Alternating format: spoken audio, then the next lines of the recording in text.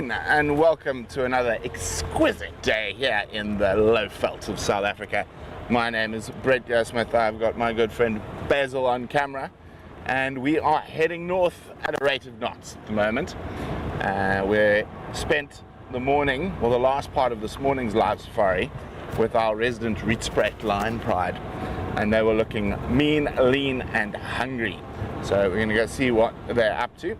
But we never know what we might bump into on the way, and there's quite a lot of black and white rhino sign in this area we're passing through now, as well as sign of elephants, but our focus is going to be kitty cat focused this afternoon.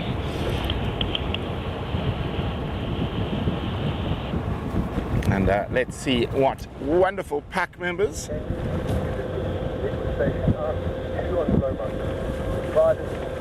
have joined us so far this afternoon.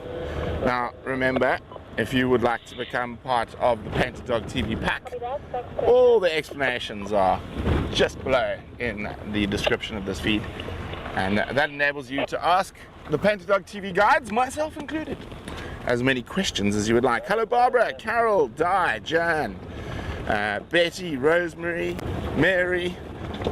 It's wonderful to have you all with us. I've got a good, I don't know, I get these feelings sometimes when I'm about to go out on safari that today we might see something out of the ordinary. So I'm looking forward to it. Where did there's my radio. Just turn that back up.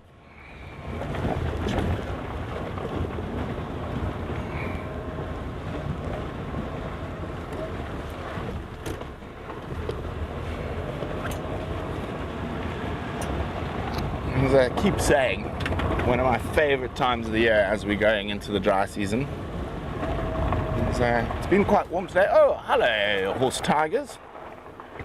There we go, some stripy bottoms disappearing into the bush.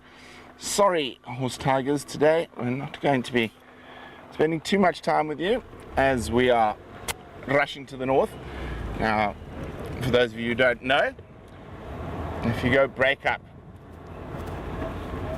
the scientific name of a zebra, it basically translates to a horse tiger.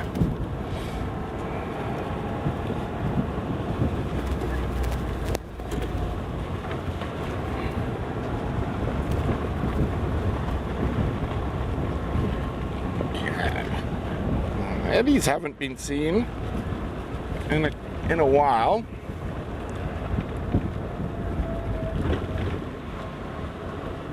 Of course, our bull decided to visit the neighbors for a little bit. We're not sure exactly why he was so intent on getting out, but he got out. Now there are other elephants on the other side. He either wanted to go sort out their big bull and teach them who's boss, or he snuck across for a bit of loving. But he has decided that this side of the fence is better, and he came back on his own accord. And because he's such a naughty boy, and he's relatively new to the reserve compared to the rest of the Ellies and whatnot, he still has a collar on, and I see his collar has just pinged, as we call it, the lingo, which basically means it's just downloaded. So I'm just going to have a quick look, see where he is. And oh, he's in a bit of a bad spot in the middle of the block, in the deep sloot. The deep sloot basically means the deep stream, and in one spot where we're going to struggle to get a vehicle to. Let me just have a quick look. Well, let's see if we can get a view from the high ground.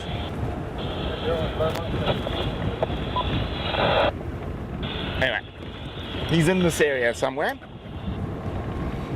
and quite often he is with the rest of the herd.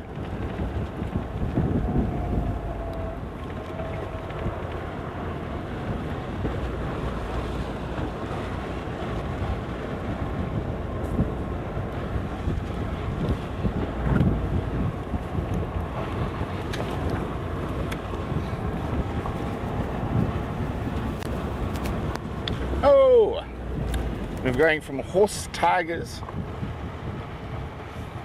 to camel leopards. That's of course the Afrikaans name for a giraffe. A camel horse, not a camel, not a camel leopard. A camel horse. It's actually quite a good name. A camel horse.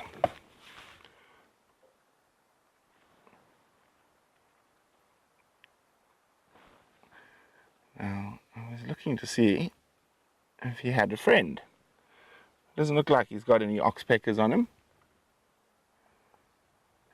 Young giraffe bull. Now, it's quite interesting if we stay close up there, Basil. You can see he's chewing. Oh, wait, watch the throat. Let's see. We can see it. If you look carefully, you can often see the bolus, because obviously they're ruminants, go up and down. So chews. Feels like he's got all the nutrients out of that. There we go.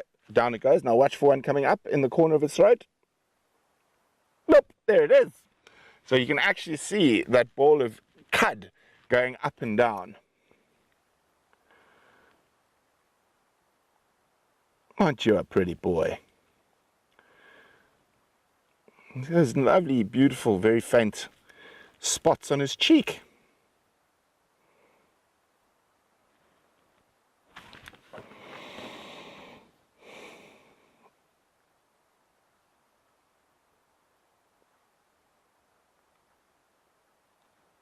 Okay, mister, we got lines to look for, and you're in the road. So I'm just going to sneak forward a little bit.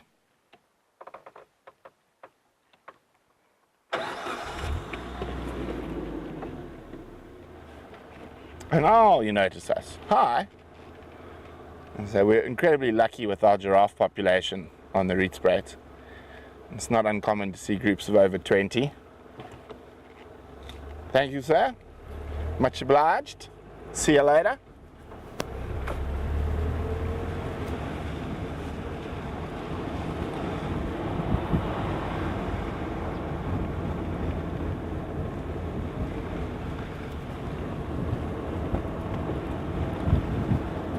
Now the lions have been visiting all the houses on Leadwood this morning.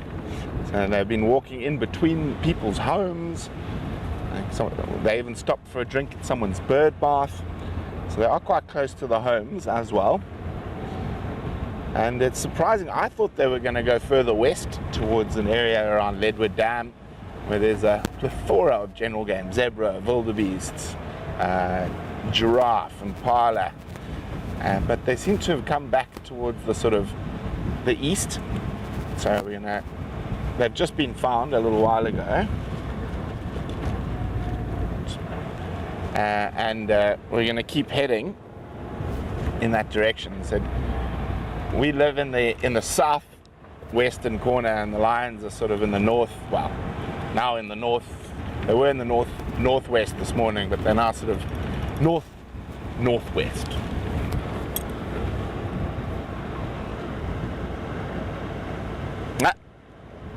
Hello, Liz.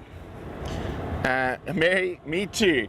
You get such a weird kick of watching that bolus go up and down in a giraffe's throat. Now, it's much more difficult to see on a lot of the other animals. Obviously, with that long neck, it makes it a little bit easier to see. But if you look carefully, you can watch impala, kudu, or your antelope, actually. The bigger, thicker-necked animals like buffalo, wildebeest, it's a bit tougher to see that bolus moving.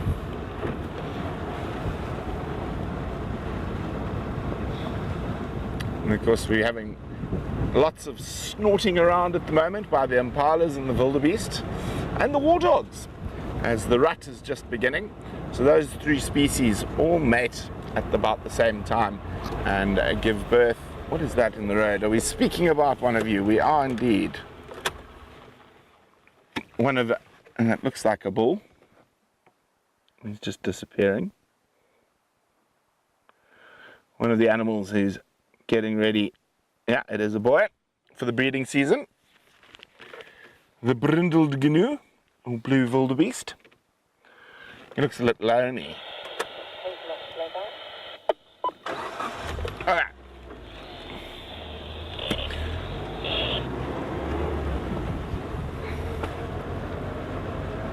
And of course, in this area, we've always got a fantastic chance at finding some rhinoceri.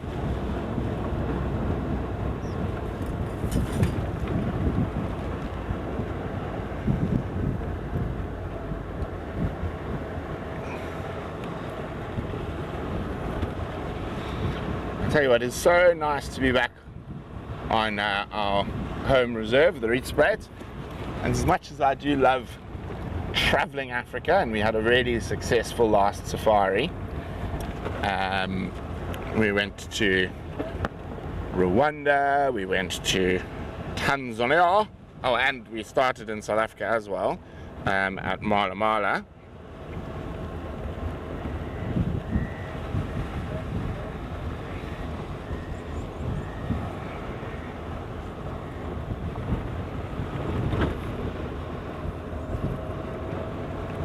Now, this morning we came through here and there are a bunch of dung beetles.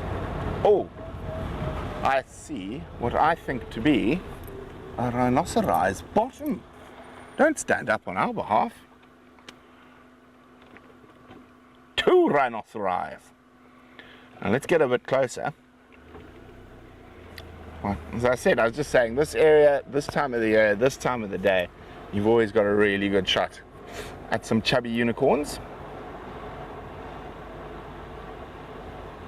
Wonder who it is.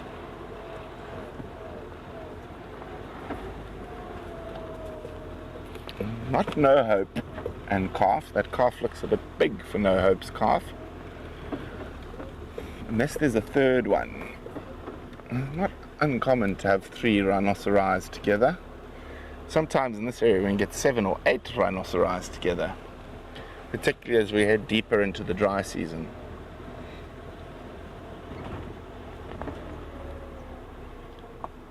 Hi guys.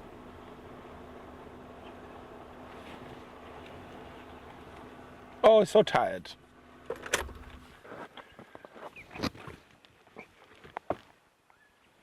Now, oh, isn't that beautiful with the dust? I think I might have to take my camera out, snap a shot or two.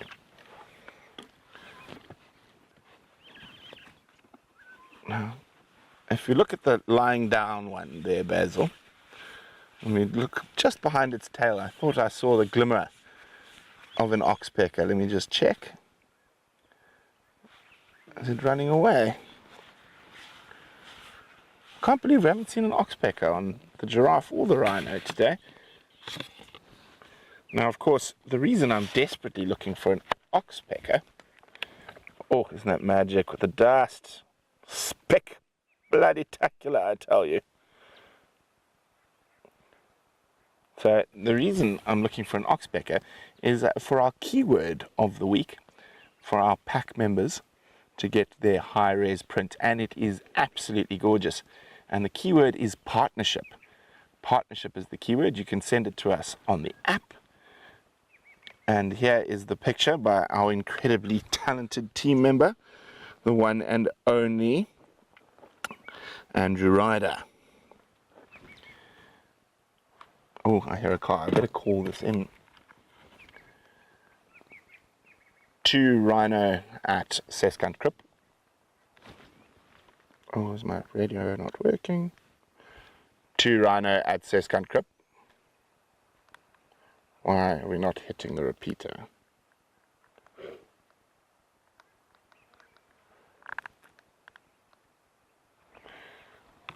I'm just going to move a little bit.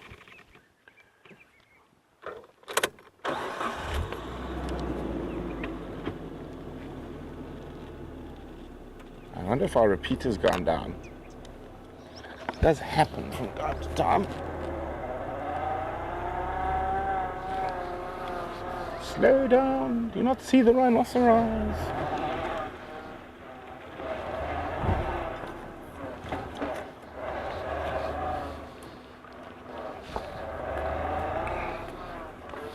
How's that for you, Basil?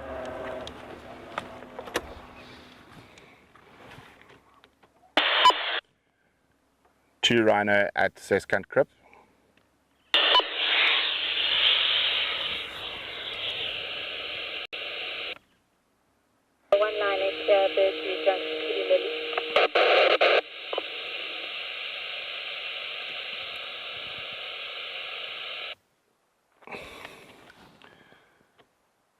Now what I am hoping, we'll spend a little bit of time with our chubby unicorn friends.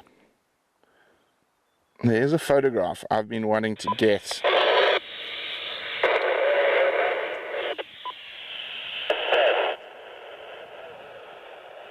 of rhinos in this reserve, and they're going to do it for me, it looks like, is with this clear winter sky coming through now, is to get a shot of the rhinos with the Drakensberg mountains directly behind them. And if they keep moving in that direction they're going now, they might give us that opportunity. It's such an iconic sort of scene on the Rietspruit Reserve, to have the rhinos or any animals with Rietspruit and the magnificent mountains. Sorry, I just heard a Franklin alarm call. I just want to make sure that we had fresh tracks that female leopard around here this morning actually. So when you hear the Franklin alarm calling, it's always worth just having a check. Let's see, Basil, do you think they're going to walk out into the open for us and give us that iconic Rietspruit Game Reserve shot of the rhinos and the mountains? I think they're going to.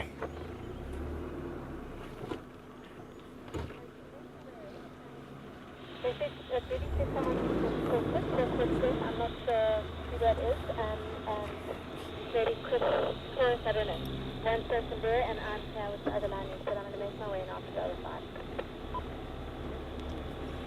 No problem. Let's try to Let's see, and just wait here. So we've got the mountains.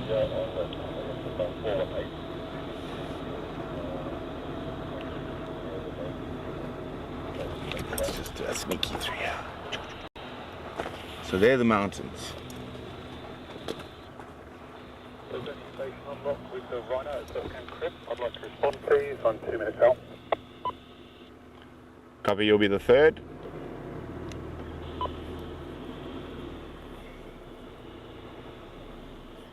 They're coming. Leaving the lock of the Pride, leaving Sandy and Chris on the lock. No, don't go behind us.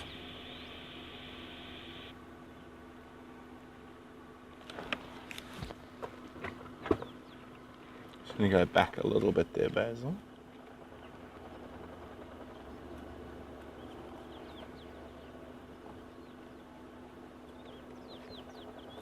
You happy there? I just love the light at this time of the year. Isn't it just beautiful, guys? Now, come on. Unicorns, give me my dream photograph.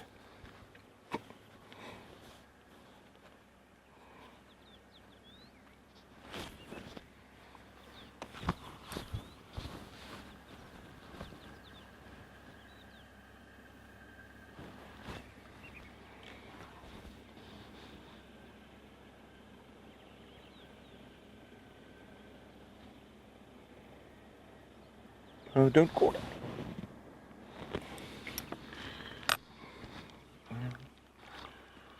They should walk right up to us. They do that quite often.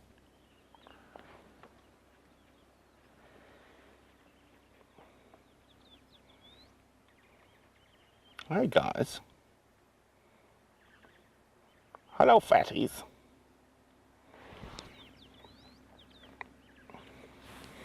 It is special the amount of time we're able to spend with these fabulous creatures here on the Rietspruit.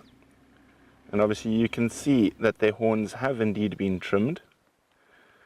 Such an unfortunate necessity that we face these days. Hello, little trouble. Gonna come say hi.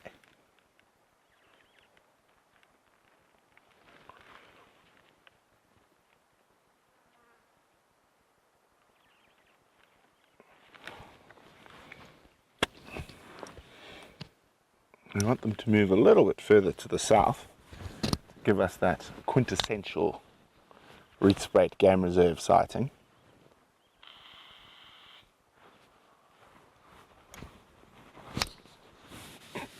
That one gave itself a fright. They're currently probably about 15 feet from us. But if we sit quietly here, Basil, they might come right up to the car. I do that from time to time.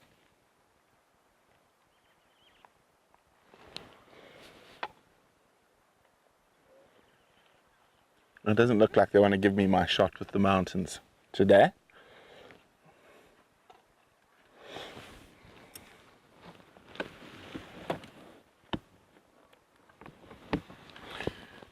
I'm just going to let them move a little bit further away from us before I start the cars, not to startle them too much. They're very aware that we hear you. They can hear my voice. And it's one of the reasons when they do come close like this, you want to keep talking. And that's sort of to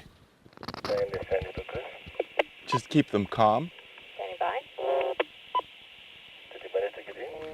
by. Okay.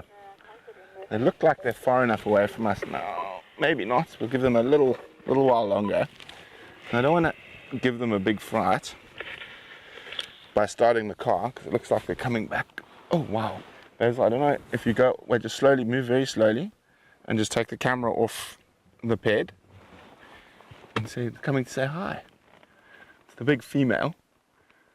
She's no more than about 7 or 8 feet from us now.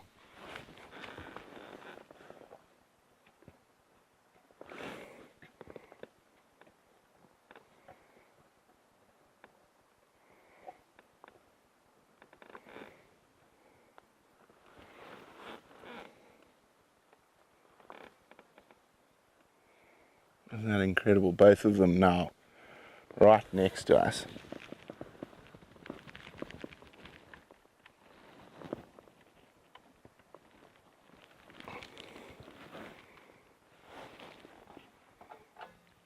Now, if we keep quiet, we might be able to hear the little noises they make. You can just hear the lips smacking together.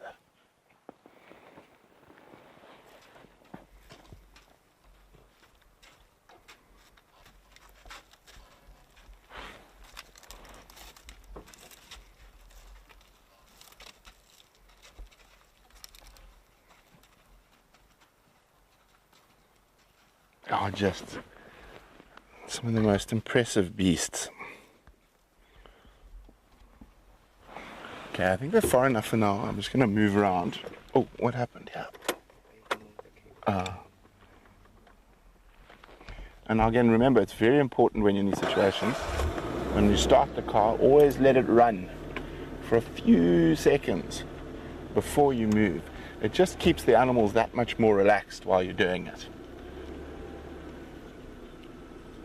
Like you missed your slip in there, Basil. Thank you. Here we go.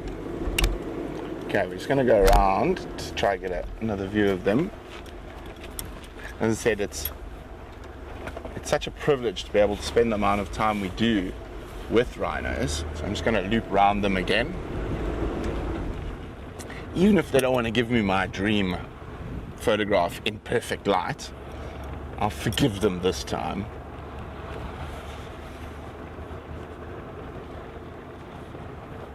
So often you find them out in this area, but it's too dark or the clouds are there. Now we have them in perfect light. They just don't seem to want to walk towards the mountain.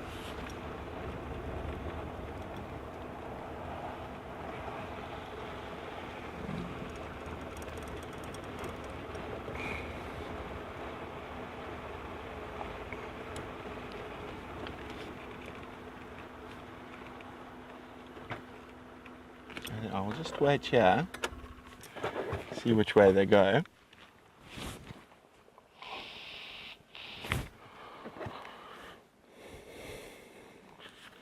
Liz, excellent question. Hello, Janine, welcome. They're not actually fat.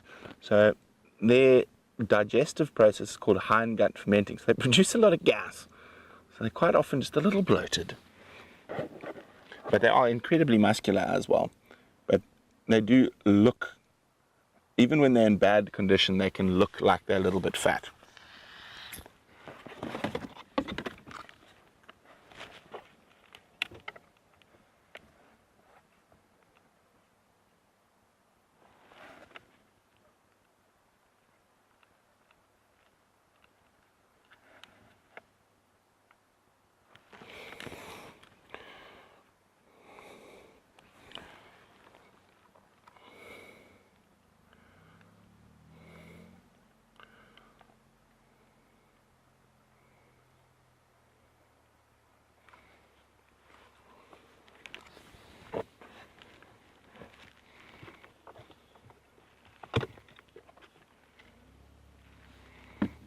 It is very, very special.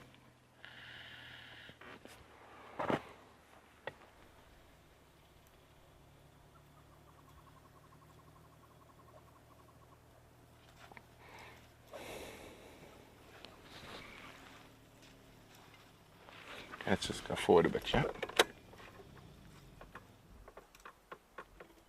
I think they're going to walk.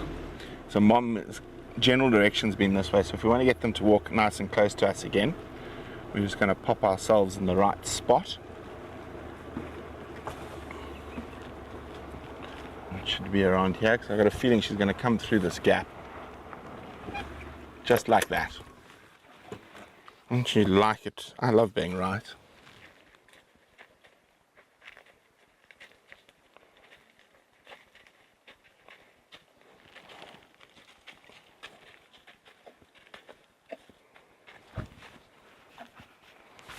Look at this, they're now like 3 or 4 feet from us. But as you can show the side of the car, that's how close they are to us. Isn't that absolutely wonderful?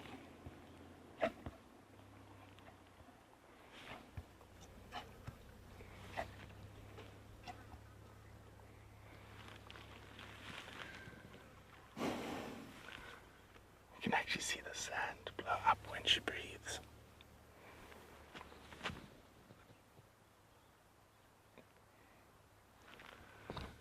I'm a big girl.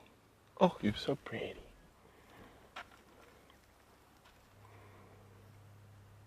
Liz, it's not amazing. Oh, sorry, darn, I forgot to turn the radio down. Oh, sorry about that, everyone. They might come back.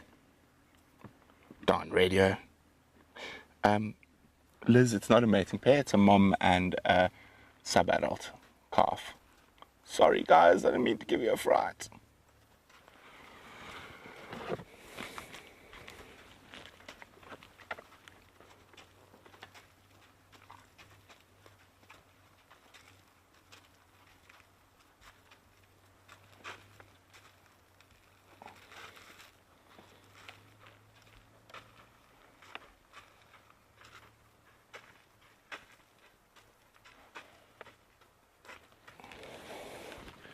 As I said, hoping they were going to come back to us. Also, it's just the way I'm speaking. Nice soft tones. It's a little bit of curiosity. I'm going to see, look, you can see they're coming back to us, even though they did get a fright from the radio a second ago. A lot of how animals react to you on the vehicle is how you behave around them. And by just keeping a nice constant tone, my voice, you can see they're completely relaxed. You heard when the radio came through a bit loud, they did get a bit of a fright. But this is such a special sighting. I never tire of spending times with our chubby unicorn friends.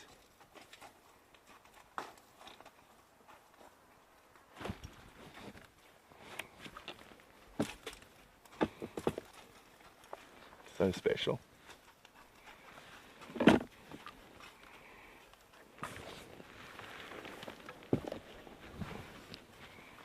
Look, they're going to go have a, she's going to go have a rub. You can see that's a favorite scratching post of hers there. You can see it's been used many, many times.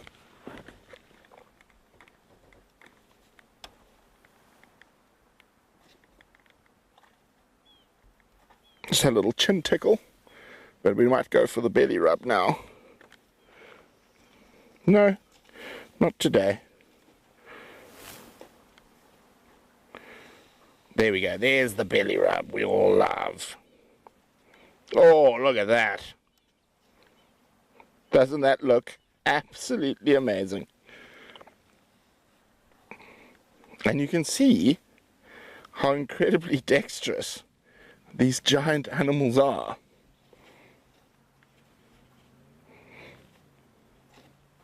Did you get the spot?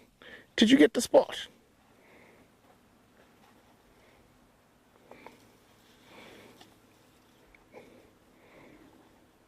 Are we going to have a chin tickle now? Maybe? No, back for belly. Back for the belly. Oh, yes, there we go. That was the spot, wasn't it? It almost looks like she's wagging her tail in utter glee.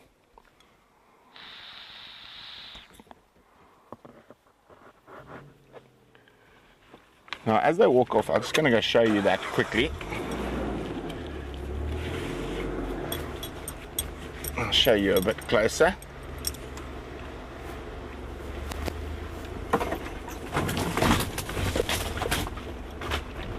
And as I said, I could tell it was one of their favorite spots. You can see they're just behind through there. But I mean, look at this. You can see this has been used so many times. It's actually polished the wood. Let me move the car so Basil can show you a bit better. There's some fascinating stuff, and we know rhinos love to wallow. I don't think how I'm going to get you there without getting you in the thorns there, Basil. We all know how rhinos love to wallow in the mud. Okay, how's that for you, Basil? Okay, I'm nearly in the thorns. I'll go around the back of the car.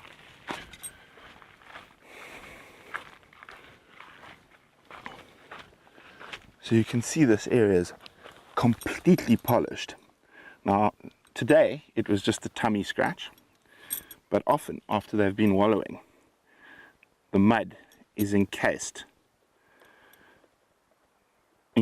the thing that probably drives all the animals out here the most nuts. And look at that.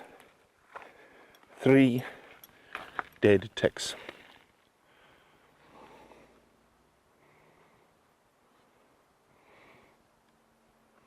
Isn't that incredible?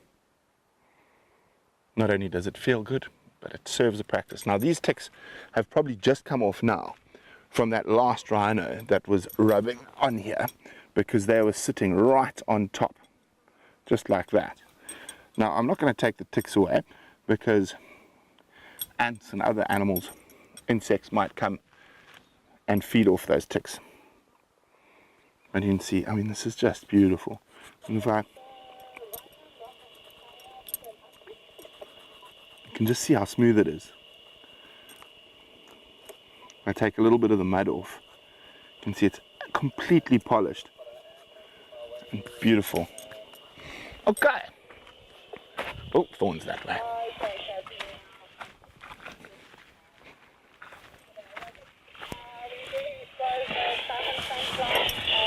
Oh, there's a fly.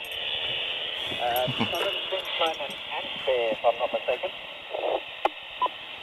Copy, thank you. Let's rearrange that quickly. Okay, we're ready.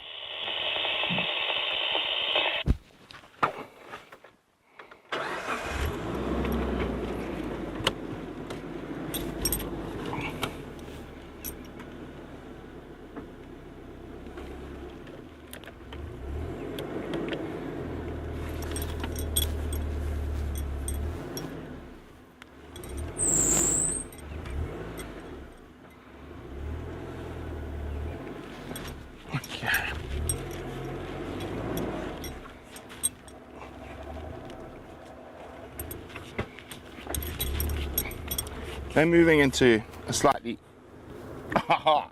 Look what happened from walking near there. That guy's so fat and probably just fallen off the rhinos as well. Station Ubisita sighting on Kaya, may I approach? Let me put it on the dash, might be easier to see for you there, Basil. He's still... Hey, no, you're not going to bite me, mister. Let's see, he flips himself over. Now, I know a lot of people are really anti-ticks. There we go, look at that, how incredible was that? That looks like a bont tick from the coloration. Don't fall. I'm going to let him go.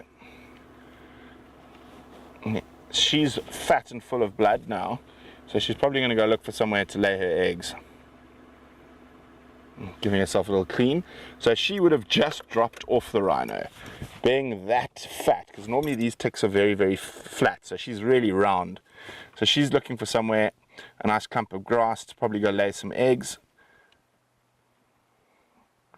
She's a bit confused about where she is. She's like, this does not seem like a good place.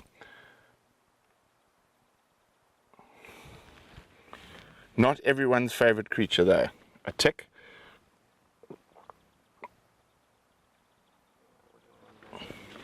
Oh, jeepers. Another one. That one actually bit me. I felt that. Now those would have just fallen off or gone rubbed off the rhino. Little. Let me just make sure there are no more. How quick was that?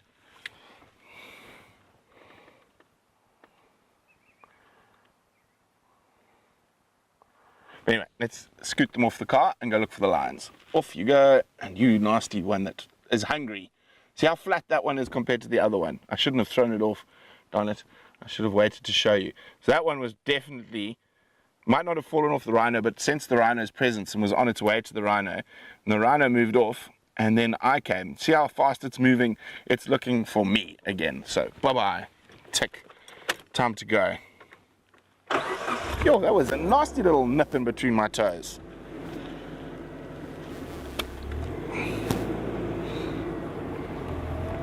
But what a special sighting that was with those rhinos. They didn't give me my dream shot, but we will get it, I'm sure.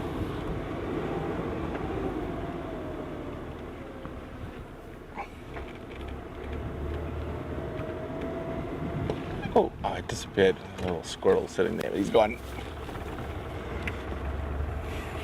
Okay. This is a position of 3. Yeah, of Buffalo Zone. Another one's just come here now.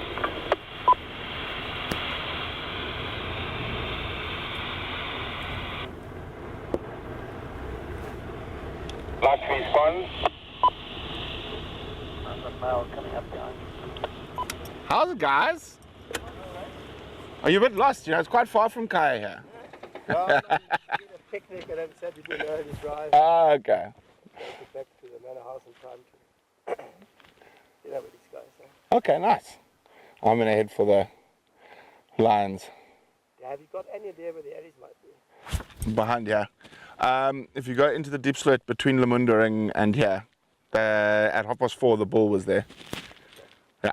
We saw plenty of tracks near Kuduk, Biestip.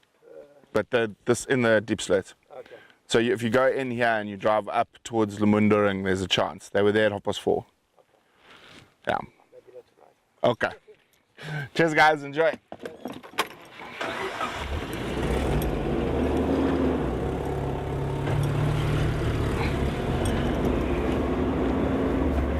Although it's tempting with this light just to spend a little more time with our chubby friends that are right here. They're moving into this slightly thicker area.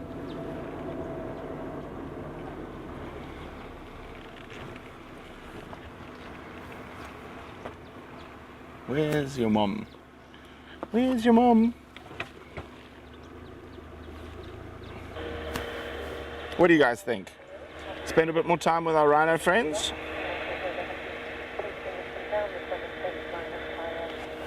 Or do we want to try for the lions? We've got time. And of course, lions and spotlights. Where is she? She's right here. I can actually hear her moving opposite us, but I can barely see her. There's a slightly more open patch coming up over here. Let's go up ahead.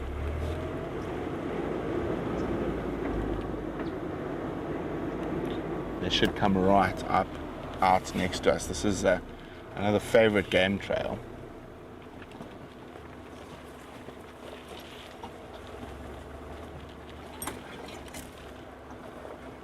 Where are they going to go?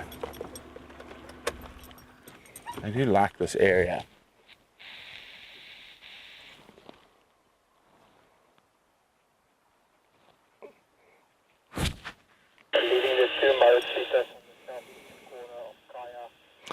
sorry, Di. I suppose I'm just used to dealing with ticks. I mean, something we grew up with in the bush. Although being covered in pepper ticks is not ideal.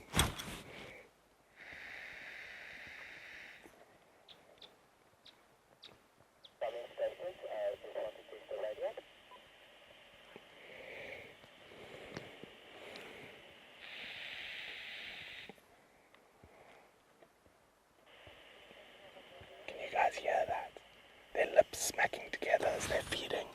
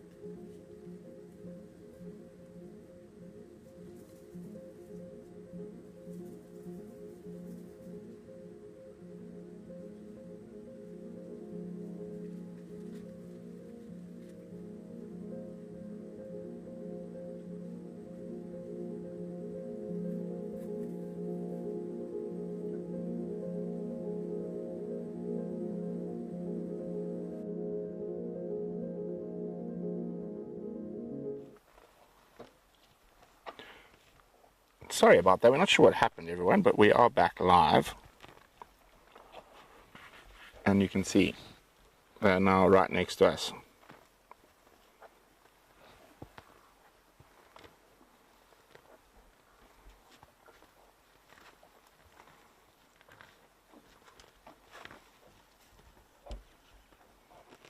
Look at that. I mean, the one rhino is so close we can't even see her head.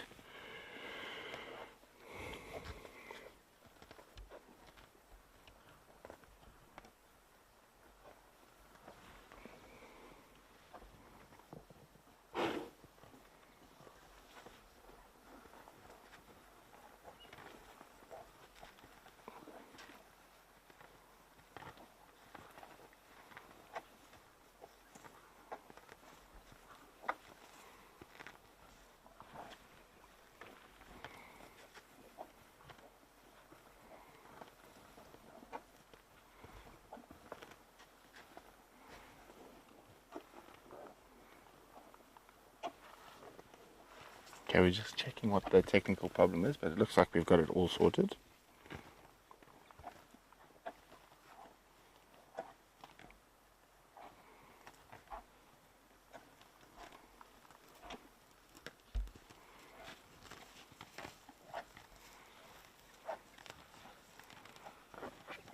I mean, look at this.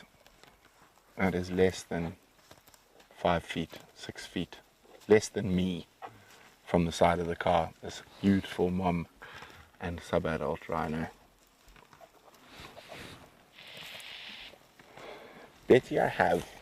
I've had them sniff a car, but never actually touch a car. You never want a wild animal to touch a car.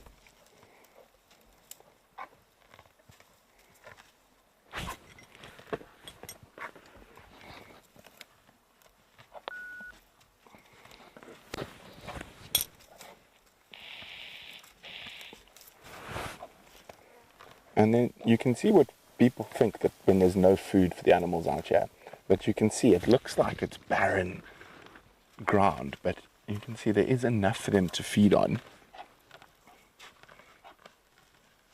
I'm just going to keep very quiet for a little bit. You can actually able to hear them using their lips to pluck the grass.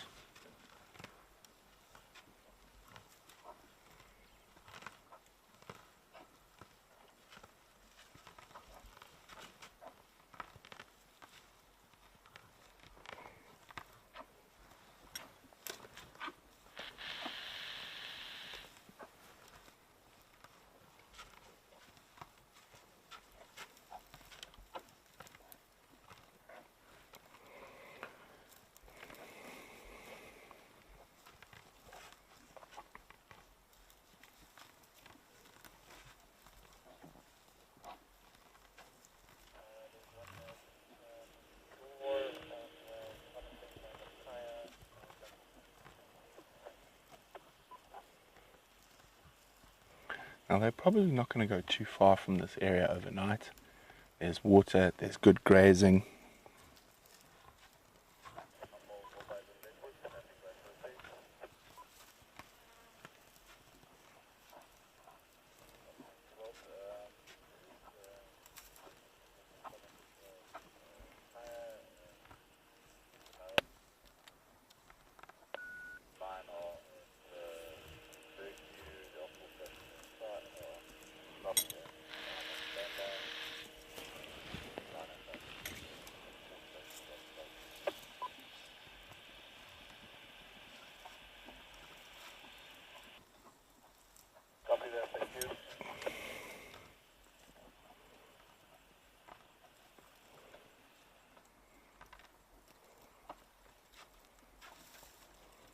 Just so special.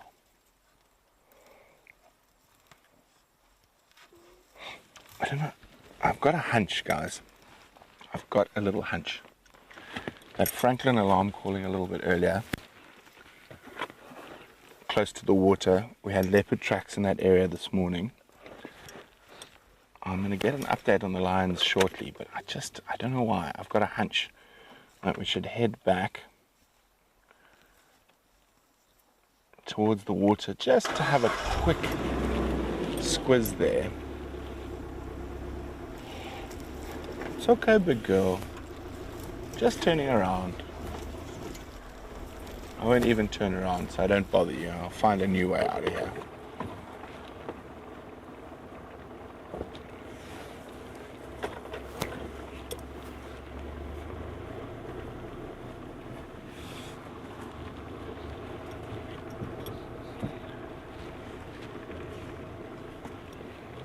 Watch the thorns there, birds, eh?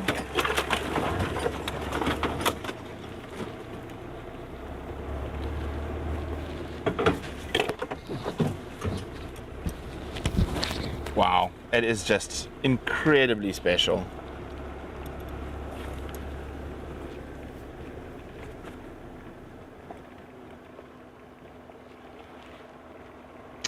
There's good grazing all around us, Janine, and the reason I chose to graze there is sort of I knew where they were going, so I positioned ourselves in the spot where they would graze next to us. Now, not all our rhinos are as relaxed as this lot.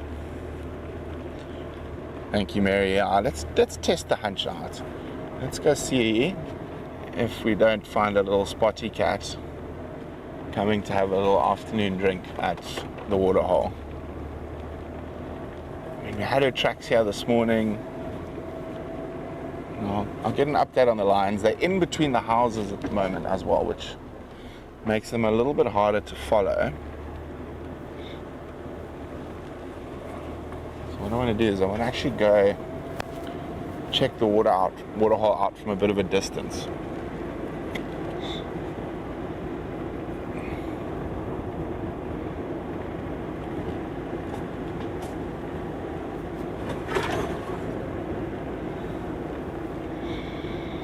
Oh, what a beautiful evening to be out in the bush.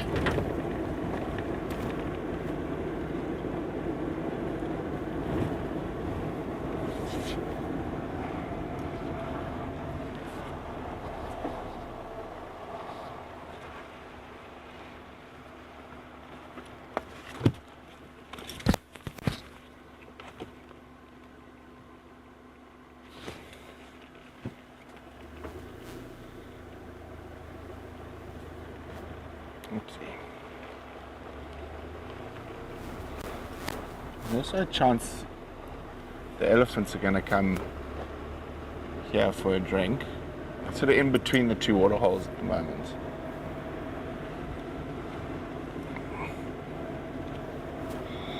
Indeed, Mary, that was incredibly special.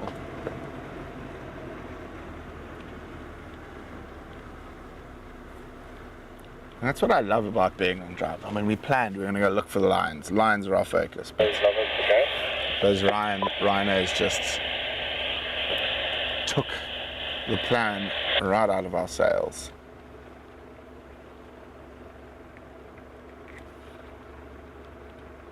Oh, if I had oodles of time and not much to do, I would go sit in that hide for a whole day with my camera. Take a good book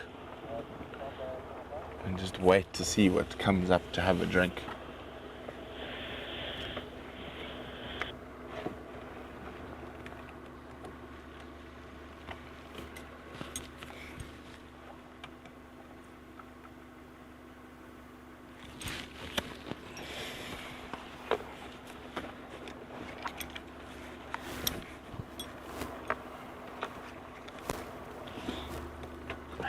I don't know, let's just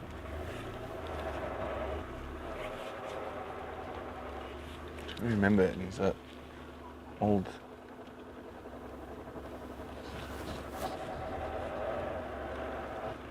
okay. I did a little sneaky run around the back of the water hole.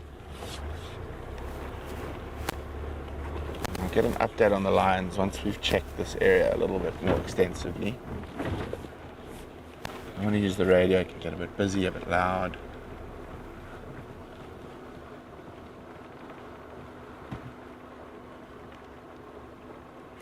So Franklin alarmed from in here earlier. Oof, been charged by the lions on foot in here a few times. It's very thick.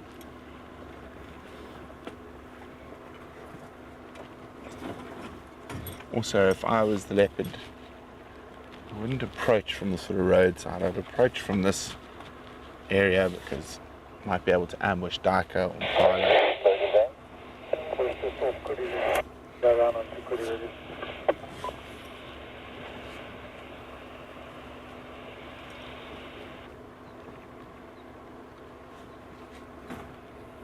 That's Susanna. Susanna, no, it's already been busy. I want to call you in. I think Ron's leaving the sighting. So you can start making your way up those views. Those other lines are calling. The one here to go from Volvo, between Volvo and the start here from the country. And the other one sort of west of concrete crossing. Okay, copy. So are you staying with those or are you coming out? Let's stay with this guy, with Volvo. Okay, copy. Then I'll stay here. And when you want to come in, I'll rotate out.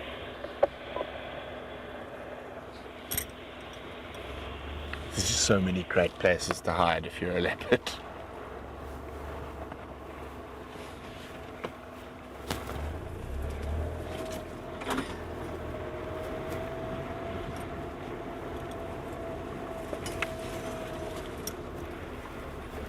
Have I got ourselves into a dead end here, Basil?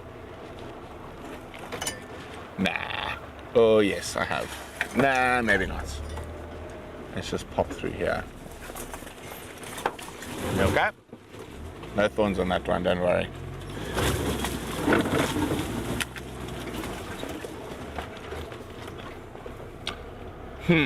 Okay. Don't see any fresh signs or tracks of air, so... Oopsie. Let's keep moving.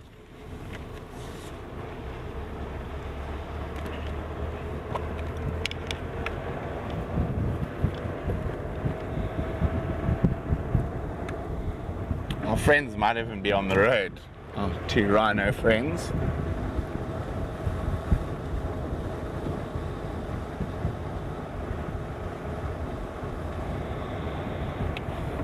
We left them grazing around here.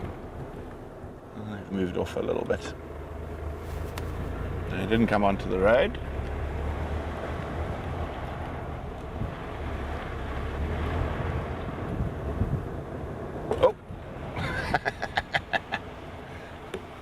Can't get away from them today.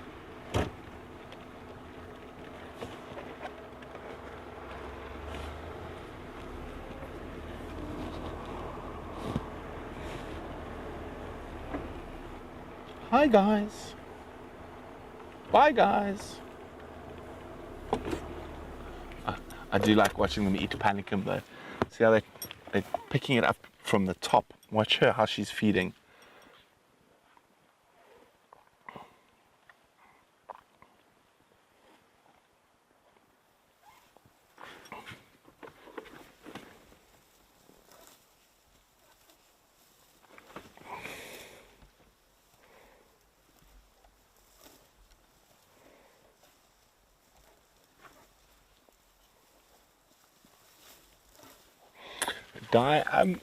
It's not a particular person's voice, it's the tone of the voice more than anything else. You can use it to control particularly your big animals, rhinos, elephants, hippos, and even lions when you're on foot. Thank you, Jan. It is a special time with the rhinos. Betty, indeed. Nice to spend a long extended period with Rhino. Jennifer, Gareth said the most surprising thing he's seen come out at dusk at a waterhole is an aardvark. Oh, I can't think. I think too many incredible sightings at dusk at a waterhole.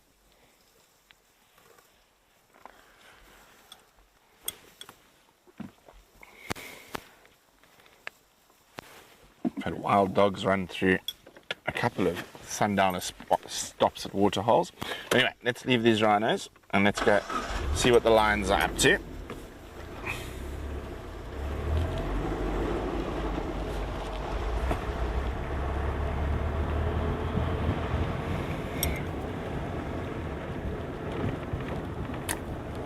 Liz, there is, so that particular grass they're eating there is panicum.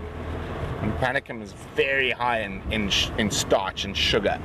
So it is a very good eating grass for them. Now, particularly down at the bottom where she was feeding, there is still going to be a bit of green at this time of the year, but they do need to eat a lot more grass this time of the year than in the wet season, obviously, to get the same amount of nutrients. But there is still nutrients in that grass.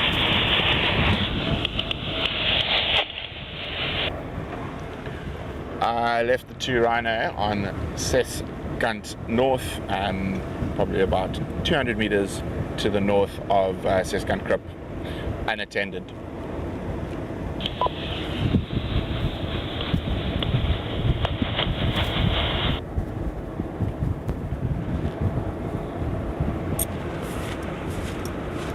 Getting a bit chillies.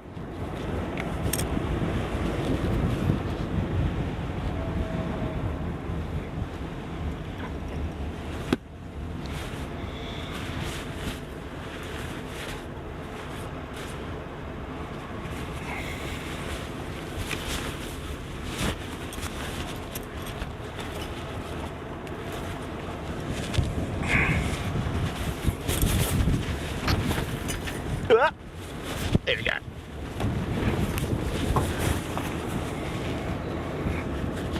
Yeah, at least I thought I had it the wrong way around for a second. I do not. That's a full ticket, 450. Good threat. Basically between someone there. Oh, what's going on? Line cuts the water.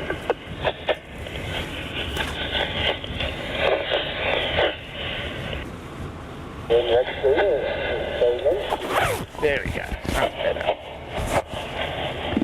Oopsie.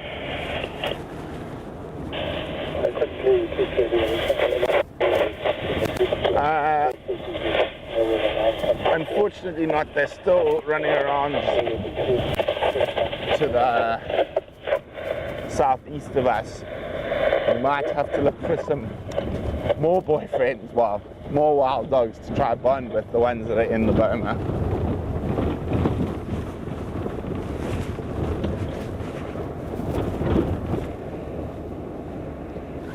The stations, please can I get an update on the Pride?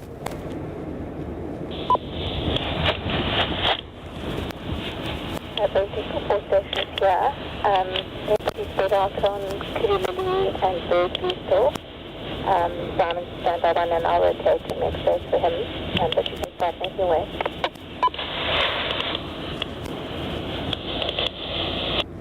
Copy, thanks. And then that animal Simon's got, is that just a single male?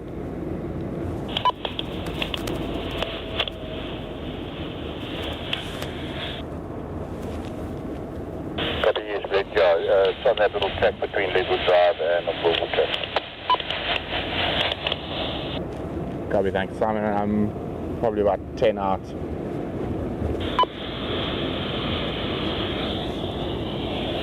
No problem, make your way.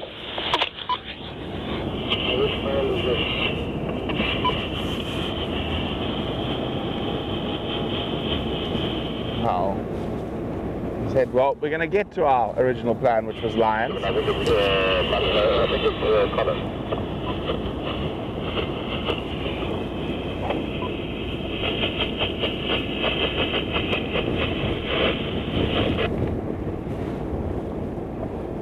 It's going to take us a little bit longer than we initially planned.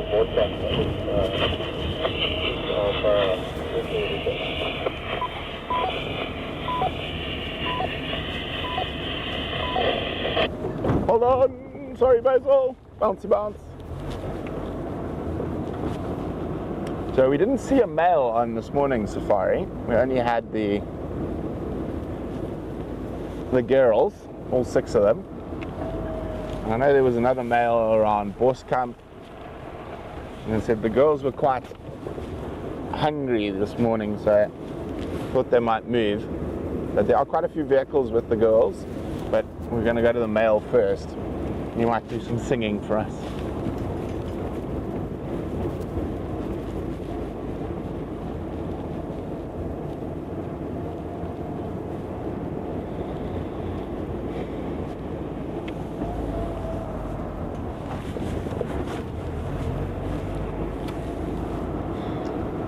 So we're about to pass, or we'll get onto the boundary of Blowbank, which is obviously part of the Rietspruit Game Reserve, but it's the farm that our camp is on. And we're going to cross onto Leadwood. Now, one of the reasons we've kept the drive times in the afternoon the same, and we're spending quite a bit more time in the dark than we have in the past, is to give us the opportunity to see some of those small nocturnal mammals.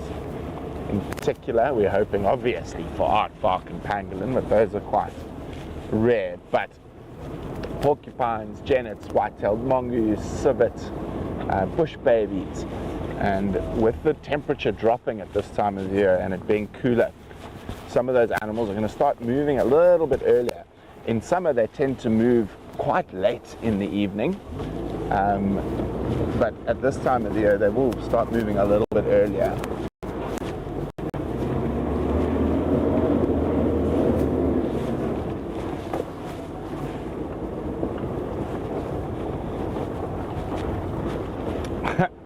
Rosemary, it's a skill being able to dress while driving. Fortunately, you don't have to worry about other traffic too much out here.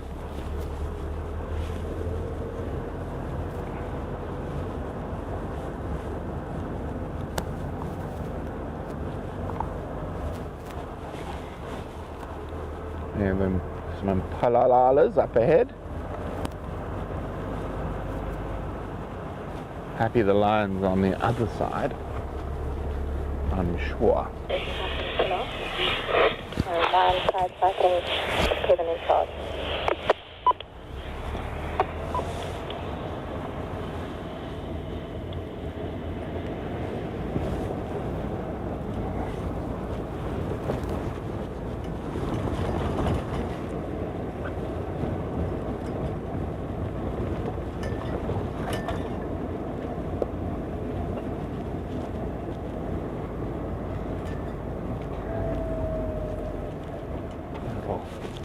Grey diker, but we're not going to spend too long here because he's going to disappear as always. And a little boy, yeah, little boy. Hello, pretty. Give us a little ear flick, and we're going to say bye.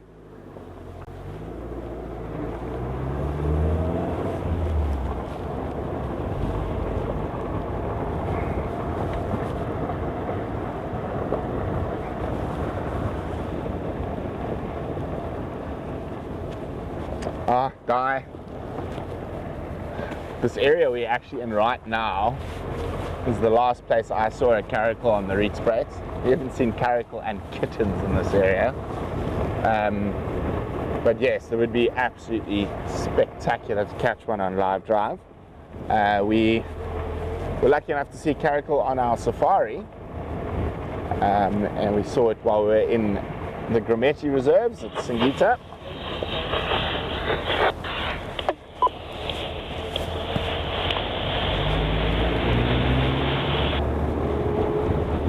I'm just going to go a little bit quicker.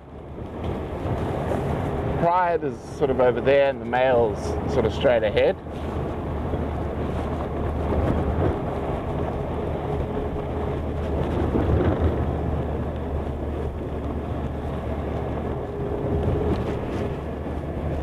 Oh, smell the potato bush. Smells like mashed potatoes. Maybe I'll make mashed potatoes for dinner.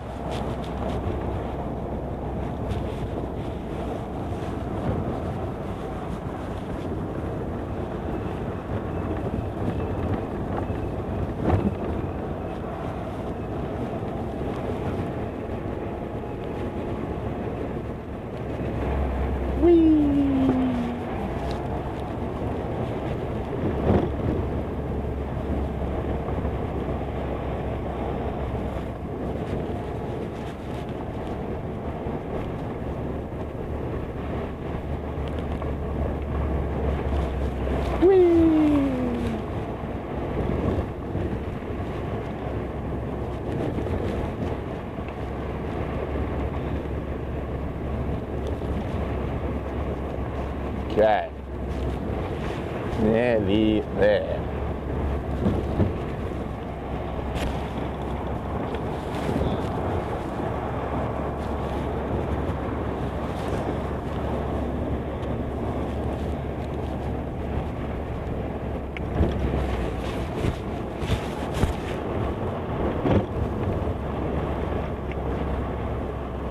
Oh, slender mongoose, but it's he's going to disappear. You see him?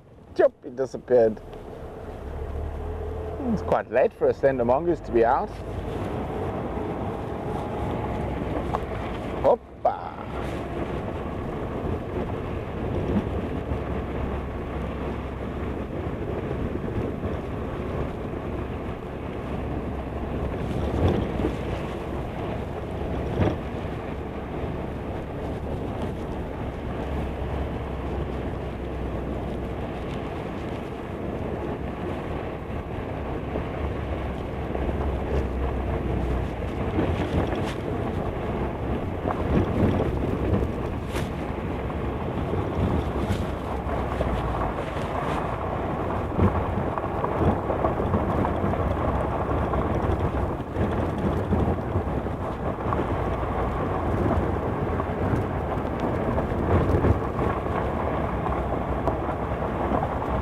Actually a bit warmer up here. We're higher than where we've been, and warm air obviously rises, so the temperature is a little warmer.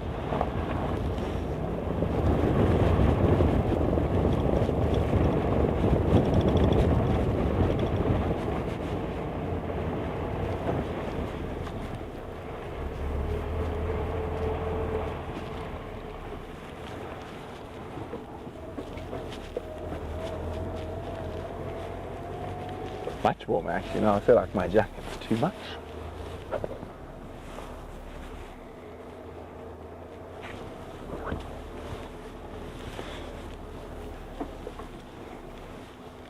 Just kill that light there, but as well we don't blind everyone else. Blinding me is okay, but blinding other people not so much.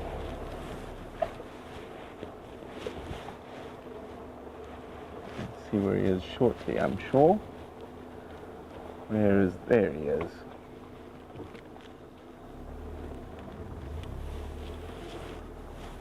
I'm just going to reposition for you now, Basil. Hello, big boy. Not sure which one it is. I think you're right. You happy?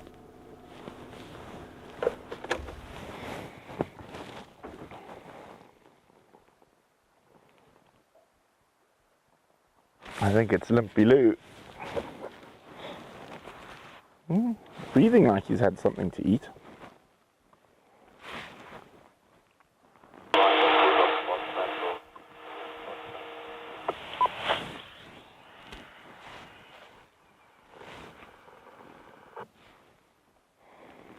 So we hope he's going to give us a bit of a sing-song.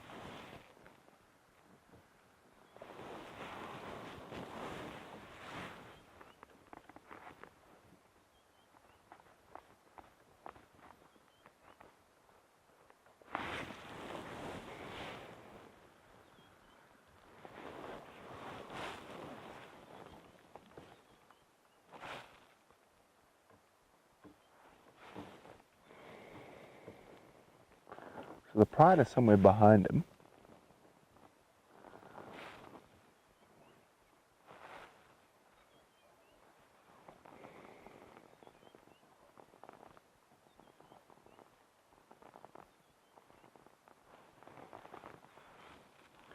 Of course, they'll always be, if they catch something, hoping he doesn't find them.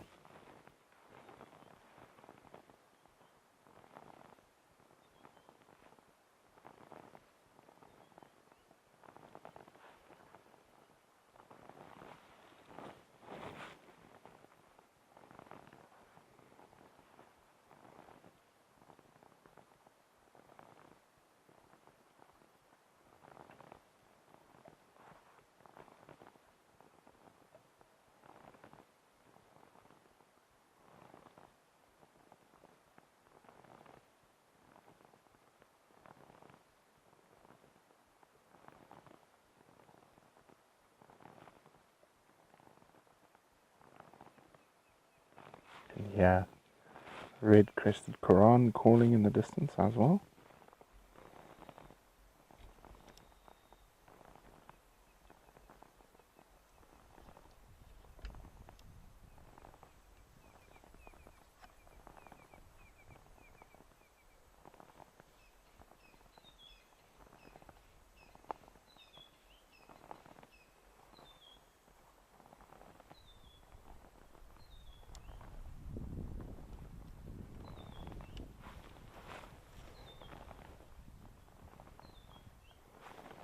Special time of the day to be with the big cat.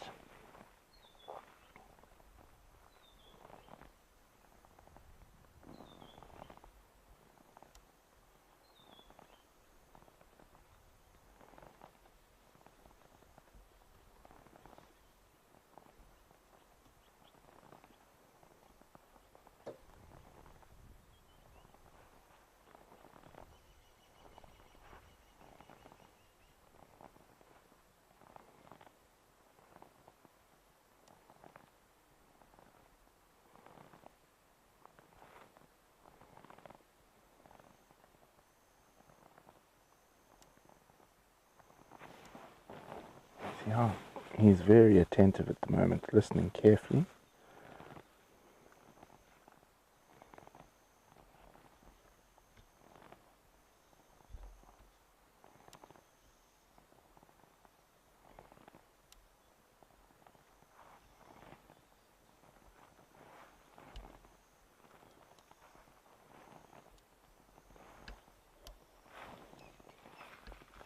He's very much hoping that the ladies might catch something for him, so he doesn't have to do any work to get his next meal.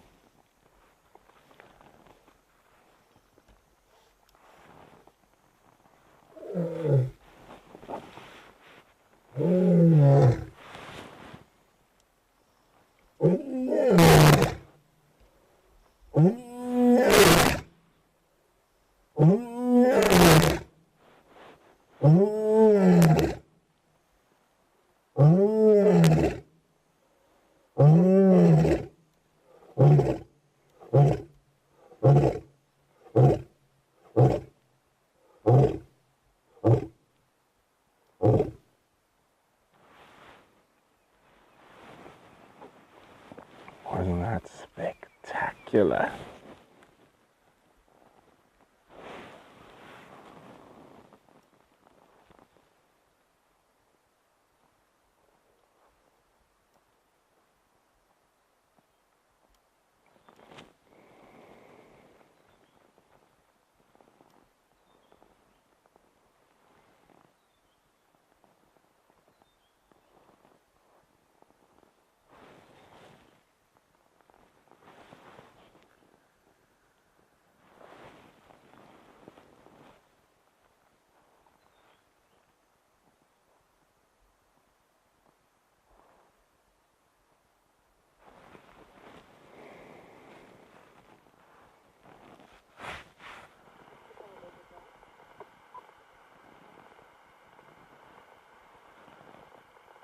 Oh, that's special.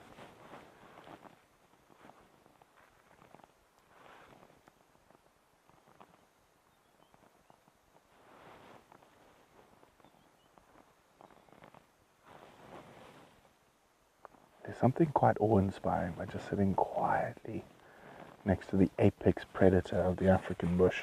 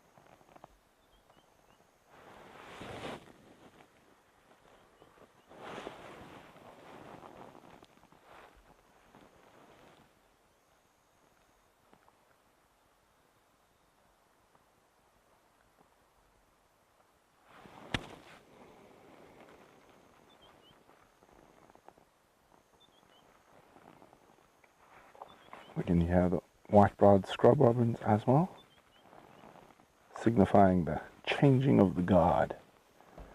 It's always the last diurnal bird, almost always the last diurnal bird to be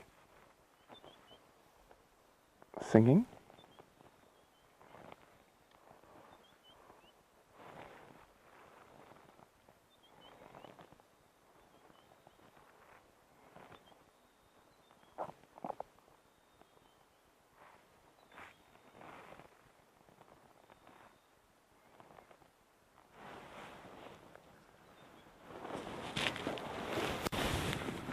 Get the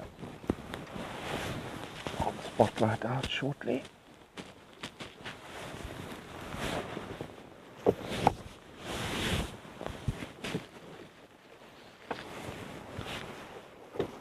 Yeah, a little bit too dark for the camera.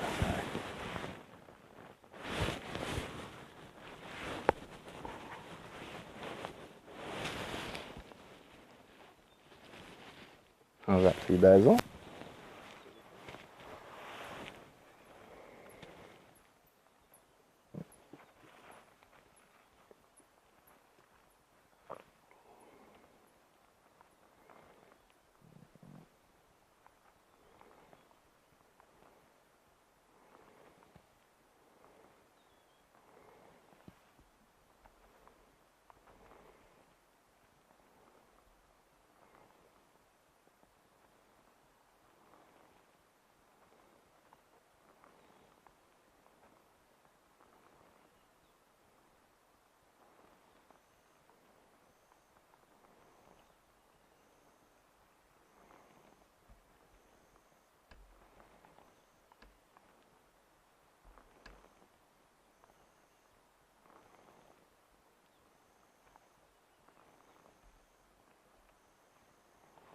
Let's hope he gives us another big sing-song. I'm pretty sure he will.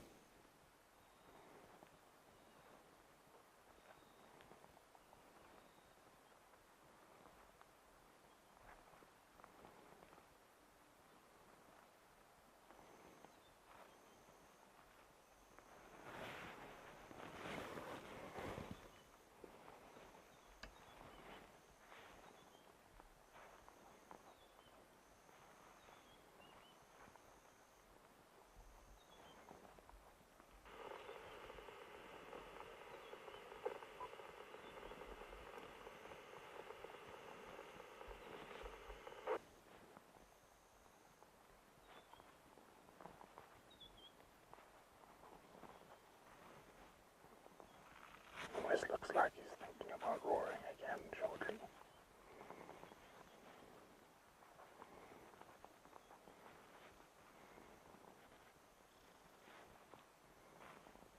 He is just magnificent.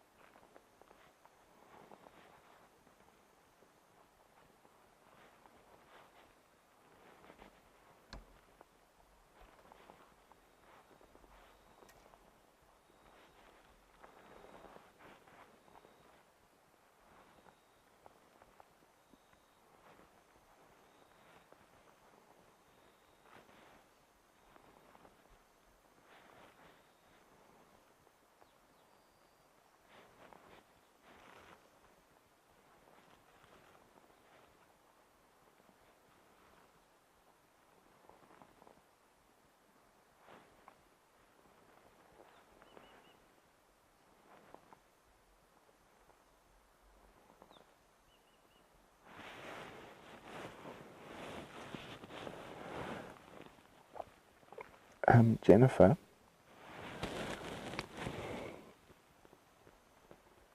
there are some definite sort of obvious different scars and stuff on the other two males, but you have to study them quite carefully. I think one's got an old tail wound is probably the easiest identifier. Well, you're going to have to come visit us out here in Africa one of these days, Jennifer, to come experience this in person.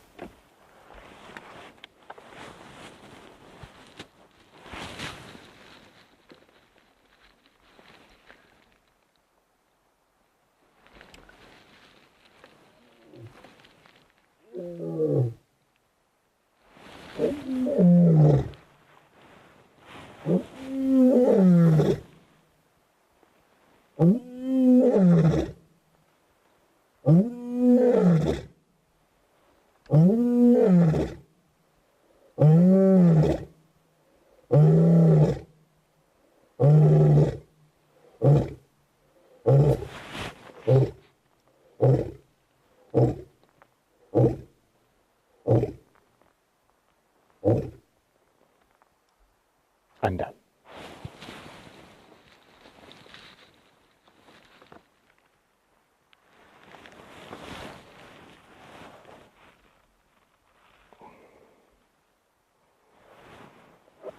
Well, Jan, hopefully we can help you experience the lion's roar in person.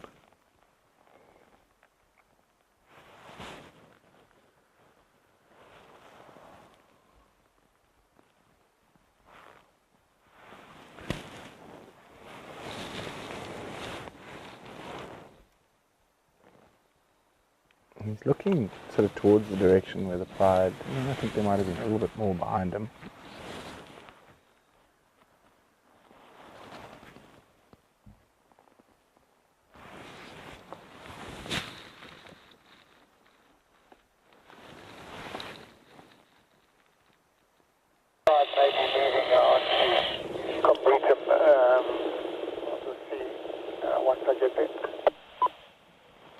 Right. Prior to moving through an area that's going between houses, so you can't always drive straight after them. So we'll just wait to see what happens. Dad's with them at the moment.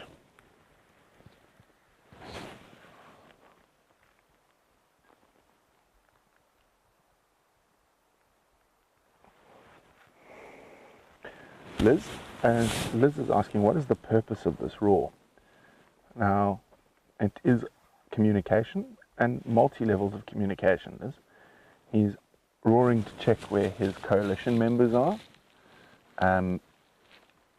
He's also roaring to let any other male lion in the vicinity know that this territory is very much occupied. So he's advertising that he's big, he's mean, and he's not scared if anyone wants to come to fight with him. And secondly, it's a way for coalition members to keep in contact with each other. Now, it is not uncommon for male lion coalitions to not spend all their time together. They will split often, and that enables them to cover more territory and patrol more of their territory. So I'm not sure where the third male is, but the second male this morning was near Sekwe Dam, so probably 7 or 8 miles, maybe not that far, maybe 5 miles from here. I'm not sure where the third male is.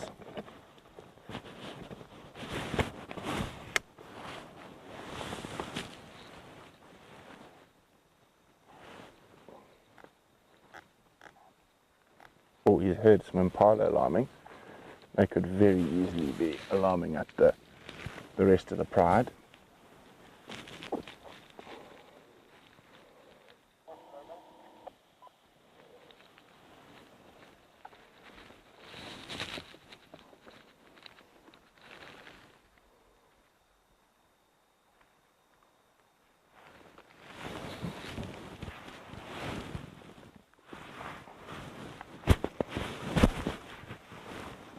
Now, the funniest thing is when he's roaring like that, the ladies are going to say, "Oh dear, we know where you are, mister. You stay away from us. We don't want you to eat our dinner."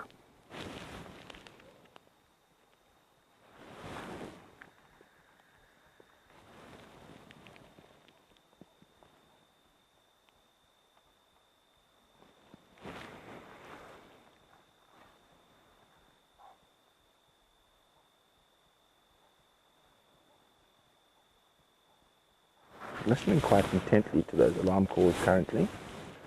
You might be able to just hear them in the distance.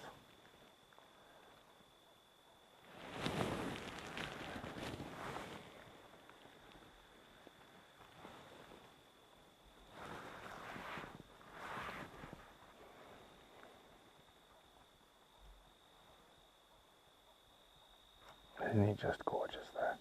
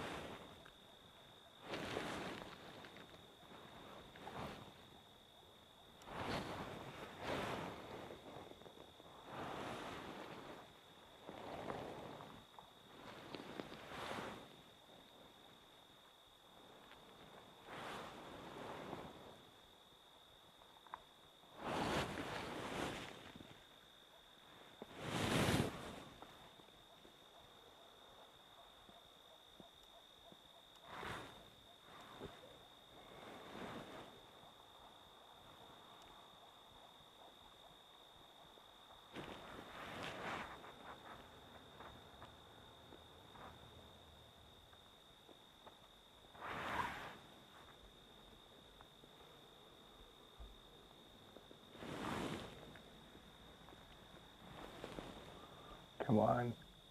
I think it's about time to start singing again.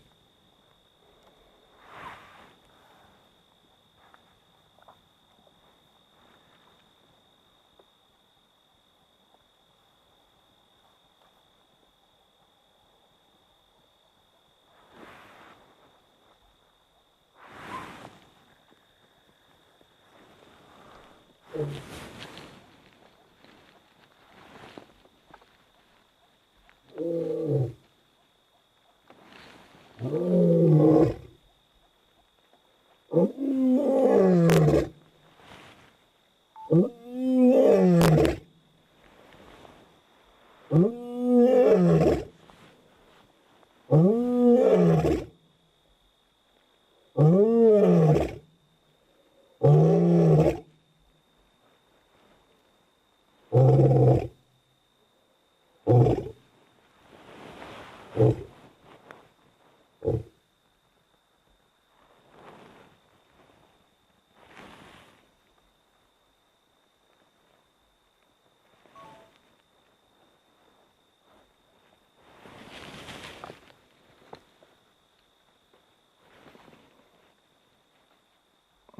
going to stand up. Looks like we're thinking about it.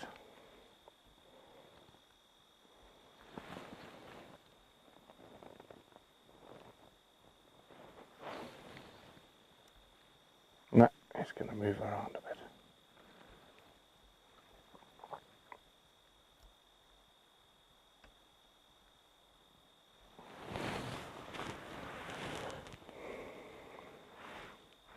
Giving us a lovely show tonight.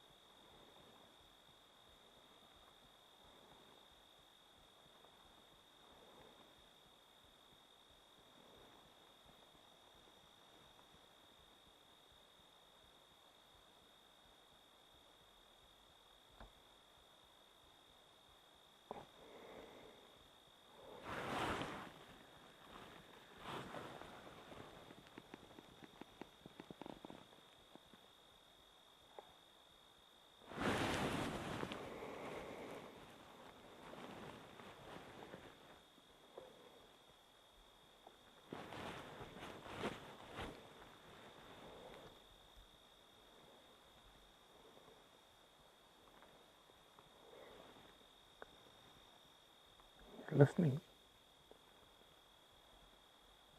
Can hear some impala alarming in the distance.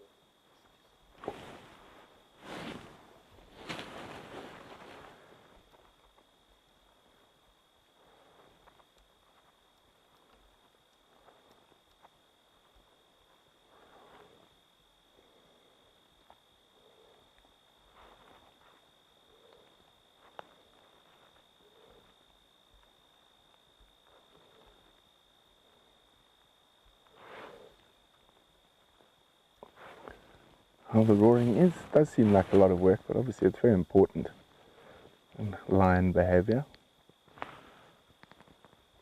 Yes, Jennifer, those canines are indeed unreal. You do not want to be on the receiving end.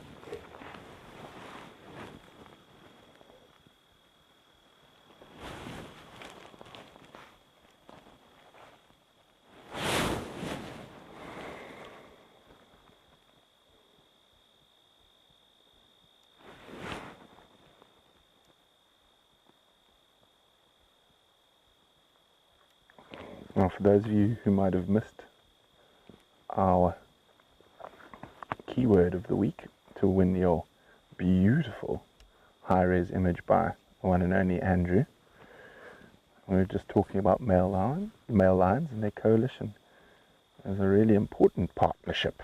So that partnership, that is the keyword for the week.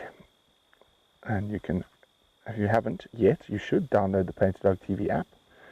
And if you are a pack member, and not only will you get to ask us questions directly, like Jan and Mary and Jennifer and Liz and Rosemary and Guido and Betty, you will also get a weekly high-res image that you can print, put up on your wall. You can use it as a screensaver. But one of the many perks of being a Painted Dog TV pack member, and the information on how to do that is in the description below the video if you would like to become part of the pack.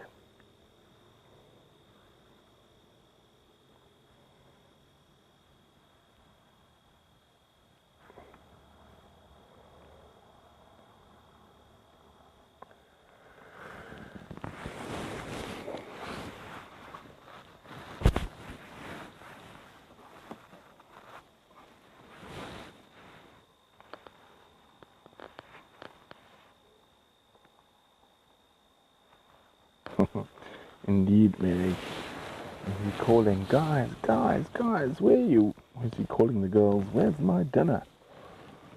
But a lot of you who have been with Painted Dog for a while and with me and VM in our past life when we were still at Wild Earth will have heard me tell the story of how my dad and grandfather explained to us as little boys in the bush, what does a lion say when he is roaring?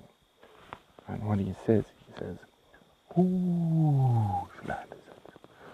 Whose land is it? Whose land is it? It's mine. It's mine. It's mine.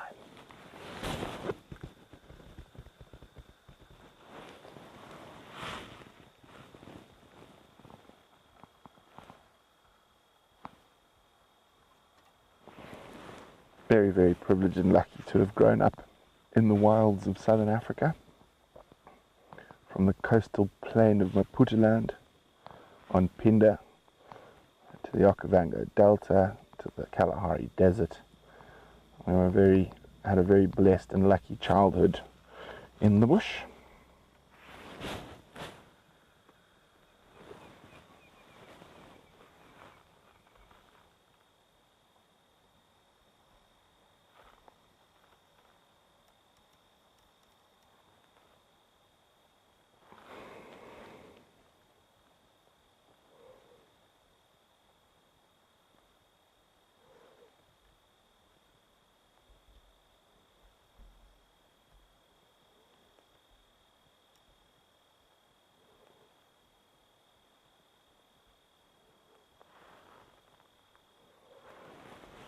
Doesn't seem like anyone's managed to find the girls. They disappeared between the houses. I know Dad's checking around the road that runs behind the houses. They might not have popped up yet. But if they catch something, we'll see Mr. Limpy suddenly decide to have some speed, because he'll want to go in there and take the lion's share. Warren on Hedwig, standing by for that.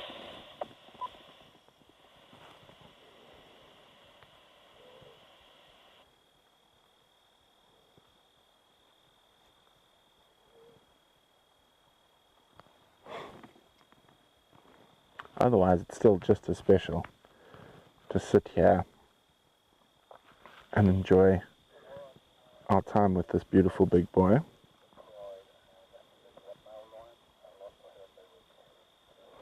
Liz, how do you predict when he's going to roar again?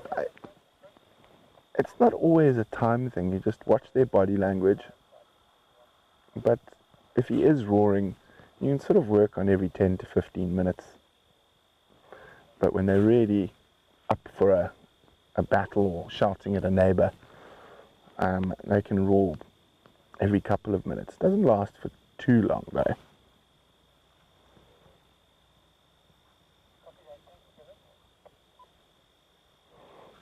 Our pleasure, Carol. Always a pleasure. Thanks, Ian. Yeah, it was quite special.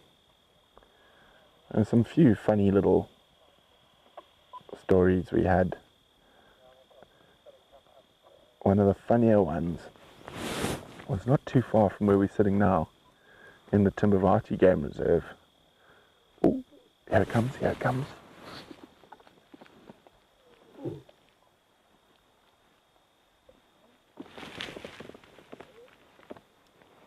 I think it's a yawn roar, that one. I think he's going to roar again now. Sounded like he was about to start.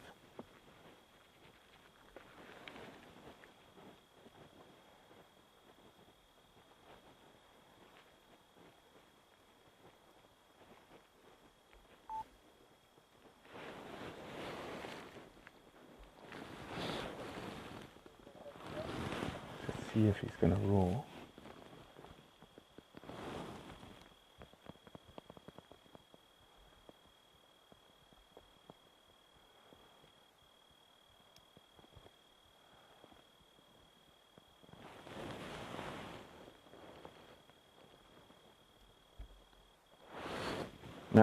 I've got to clean the feet first.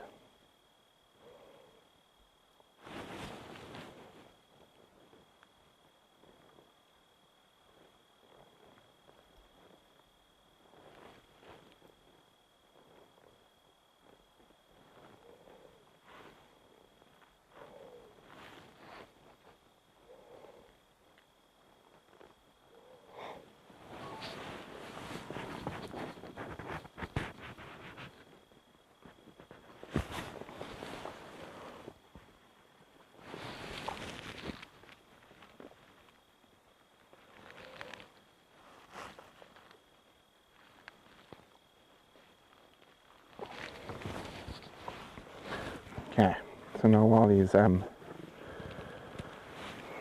giving himself a bit of a preen there, cleaning his feetsies, I'll continue the story that happened in the Timbavati River. Not the Timbavati River, in the Timbavati Game Reserve. I'm trying to remember the name of the Sharalumi River, which runs up in the north of the Timbavati. And we must have been... Oh.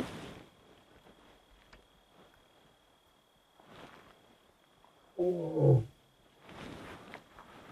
Oh.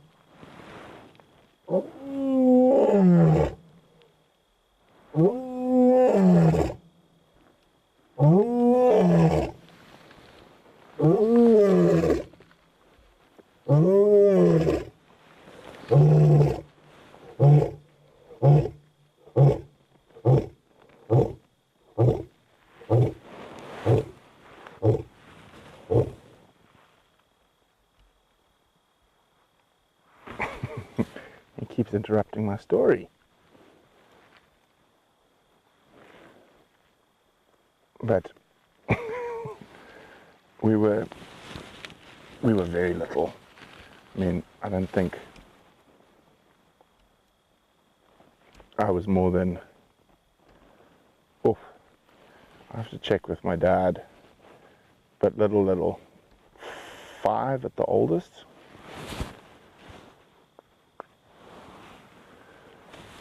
And it was Christmas Eve of all times. And of course, as all little kids, great excitement at the prospect of Father Christmas, as we call him out here, or Santa Claus. Oh, we're going to lie down. Coming to visit. And we wouldn't go to bed. And apparently we were being my brother and I were being quite little handfuls. And I actually do even remember what we got for Christmas that year. It was a tent to go camping. And everyone was desperate to set up the tent, and could not do that while we were away. And I don't know what time it was, but it was well past our bedtime. And these 2 hyenas came barreling past the house. My grandparents used to have a house up there. And they were whooping as they went, ooh, ooh, but really excited whooping. And they kept going, and we heard them coming from quite a distance, and they ran straight past the front of the house. And my dad said, see, those hyenas have been naughty, they don't want to go to bed, and they're now trying to chase Father Christmas down the river to get their presents. And like that, we went straight to bed. Oh.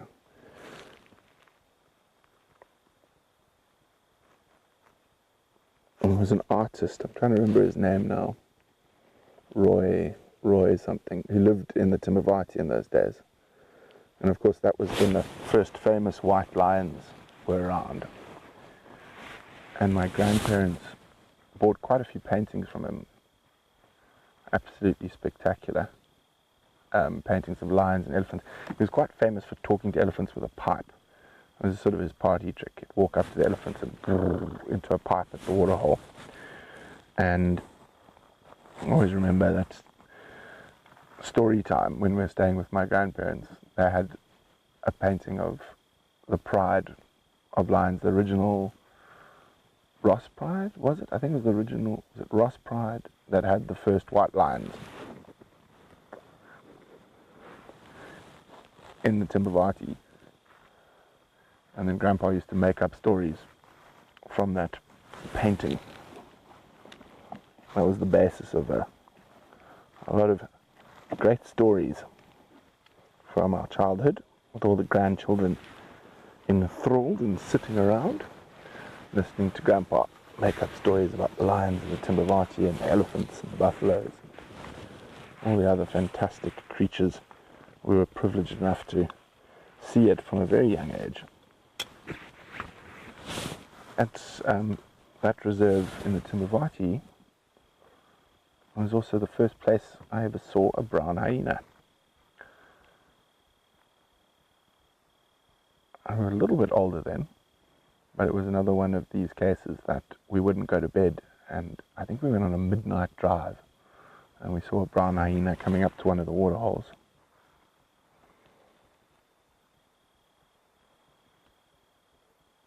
Oh, Mary, I'm trying to work it out. There must be about 6 now. And buckets, yeah, there must be 6, maybe nearly 6.5, 7 now, the boys.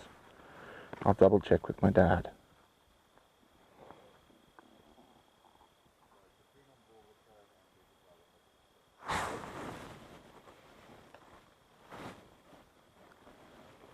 Let's see where my radio is. I turned it off while he was roaring.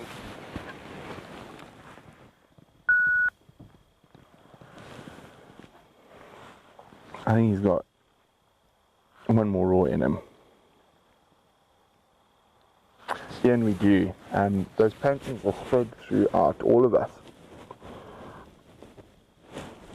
There's another great South African artist by the name of Theo Bester. And my paintings from my grandparents actually hang in my house today.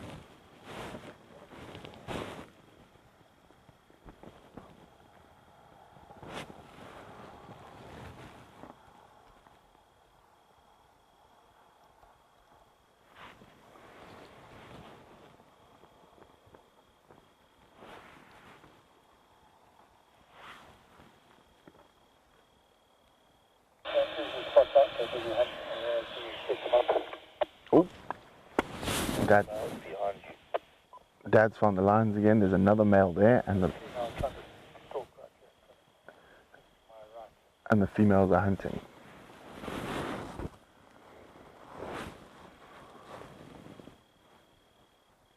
So if they're successful, he might not think about roaring. He might think about dashing off to go steal their dinner, but there is another male there.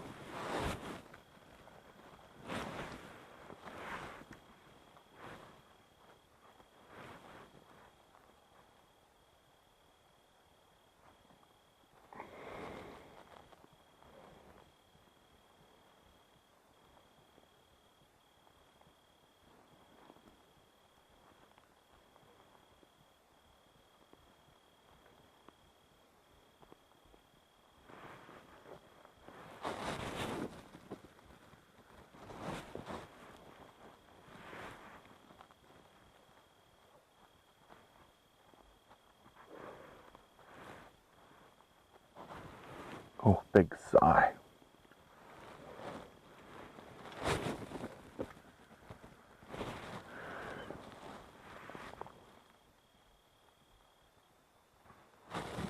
So,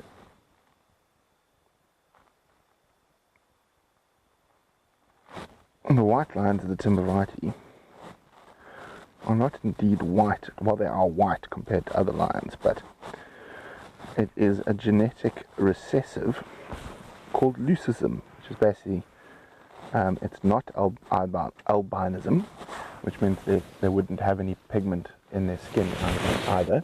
It means just a lack of the pigment melanin in their hair follicles. So it is not albinism, it is melanism. Sorry, yeah, melanism. No, leucism, I'm talking absolute nonsense. Melanism is the lack of the white-tailed follicle. So it's it's leucism, not melanism. Melanism is black. Now, there's never been a recorded case of a melanistic line. However, leopards can often get melanism and leucism. So there's some very interesting studies going on with leopards in the mountains behind us, where there seems to be quite a high case of melanism. No, I'm doing it again, leucism, which is causing strawberry leopards, is the sort of nickname for them. They're sort of pinkish. Their rosette's not blank. They're sort of a reddy pink. But it turns out it could be from inbreeding. So what's happened is young males departing areas like this are not making it up into the mountains where their females are. So there's not enough new genetics coming up into some of the mountainous areas due to farming and agriculture. And that is causing female leopards to mate with related males to them, which seems to be causing a higher case of leucism, because it's a double recessive genetic. So both parties have to be a carrier.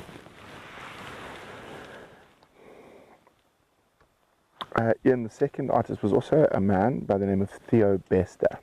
I can't remember what Roy's surname was. I'll have to ask my dad.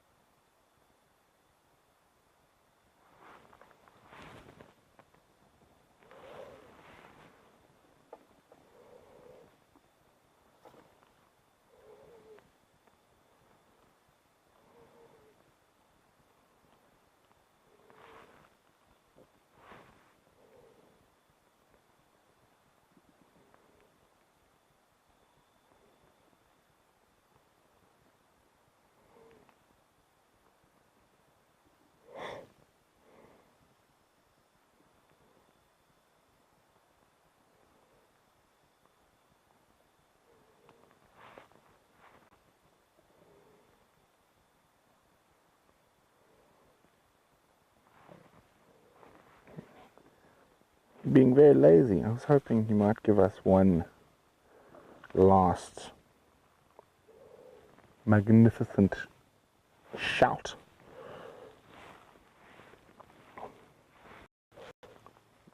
Before the end of our safari.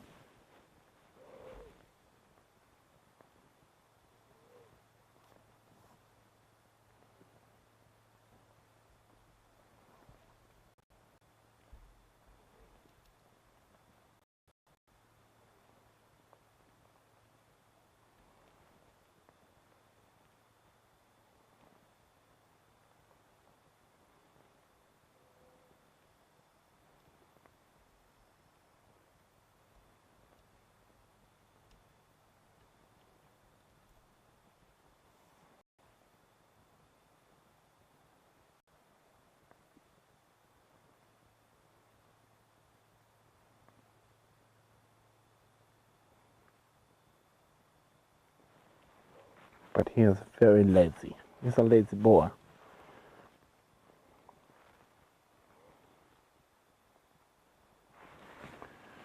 Such a lazy boy.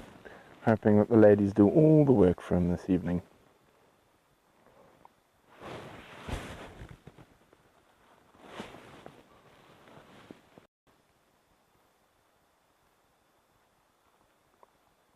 Indeed, Ian. we have produced some incredible artists. One of my personal favorites is another one by the name of Keith Joubert, a little bit more out there, but atomically correct. And as someone who spends my life looking at animals, I can't take a painting or a sketch that is not atomically correct.